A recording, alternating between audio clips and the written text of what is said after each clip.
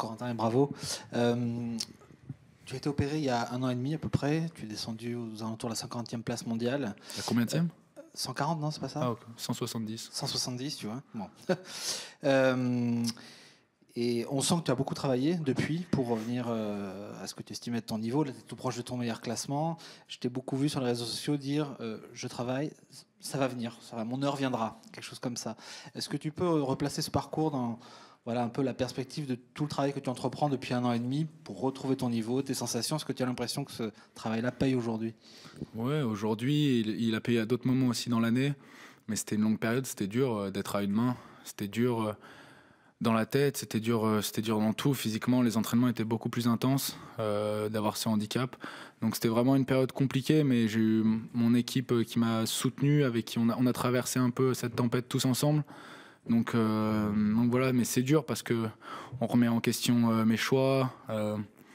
Les gens avaient oublié aussi que j'avais ce handicap. Du coup, quand je perdais un match et que je redescendais au classement, ça leur paraissait pas normal, alors que j'étais à une main. Donc non, c'est une période compliquée, mais je suis content parce que ça m'a forgé. Je croyais en moi. L'objectif, c'était de retrouver cette deuxième main. Ça a mis plus de temps que prévu. Mais le travail paye toujours et je savais qu'on travaillait bien et que c'était une question de temps. C'est jamais linéaire. On a beau travailler dans l'ombre, ça paye pas toujours tout de suite. Donc faut être patient, ce qui est pas facile, mais faut être patient, continuer de travailler et être persévérant. Oui, vous aviez très bien commencé le premier set, puis on a senti que vous perdiez pied un peu. L'adversaire jouait très bien aussi. On a senti aussi parfois des moments d'agacement. Qu'est-ce qui se passe dans vos têtes? Est-ce que ces agacements ils servent à vous motiver, ou alors non, vous essayez de lutter contre pour pas sortir du match? Parfois, on a presque eu l'impression dans le premier set que c'était difficile de rester dans le match. Non, c'était pas difficile de rester dans le match. Je suis assez ambitieux pour vouloir gagner, donc c'est l'objectif principal, c'est de rester dans le match, de garder toujours ce lien avec, de rester concentré pour pas perdre le fil. Mais c'est sûr, c'était agaçant parce que je jouais, comme je disais, je jouais plutôt bien et lui, il m'impressionnait, il frappait fort en revers, il servait bien, il retournait bien, il faisait vraiment, même en coup droit, je pensais qu'il allait être plus passif et il me faisait mal aussi. Donc j'ai très bien commencé le match, lui a été un peu plus passif et dès qu'il a commencé à rentrer dans le terrain, c'était vraiment dur de trouver des solutions. Ça allait vite. Donc voilà, c'était frustrant parce que j'avais l'impression qu'il fallait qu'il baisse de niveau pour que je puisse respirer. Du coup, c'est frustrant parce qu'on ne sait pas si ça va arriver. Mais non, des agacements, je pense qu'on en a tous. Il y en a qui le montrent plus que d'autres. Ça se voit peut-être plus sur ma tête que sur les autres, mais je pense qu'on est tous agacés parfois au fond de nous.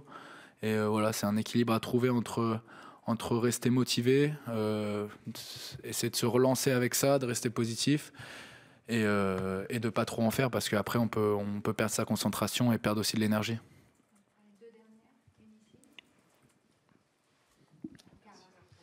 Bonsoir Corentin. Bonsoir. C'est ton deuxième huitième de finale en Grand Chelem, mais ici c'est à Roland-Garros, donc c'est devant ton public. Est-ce que tu peux nous dire ce que tu ressens intérieurement maintenant, là, à l'instant T?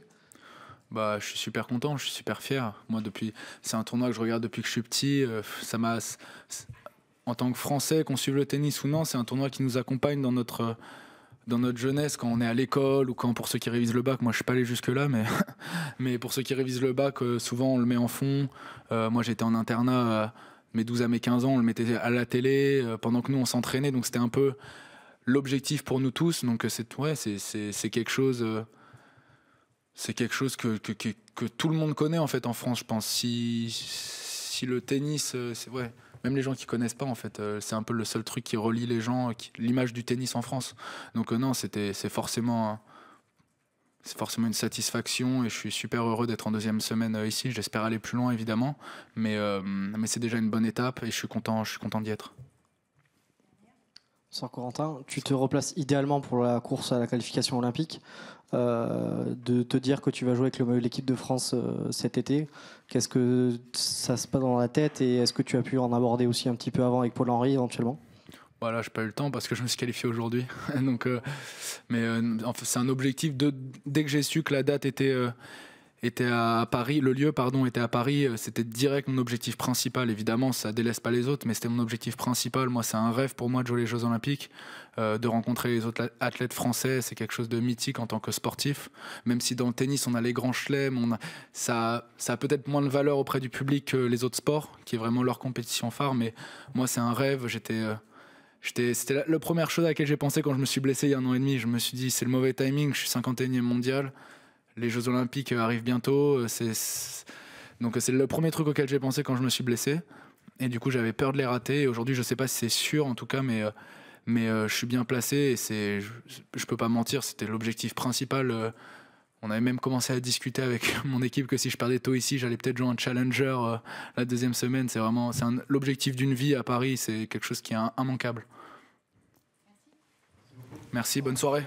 Merci.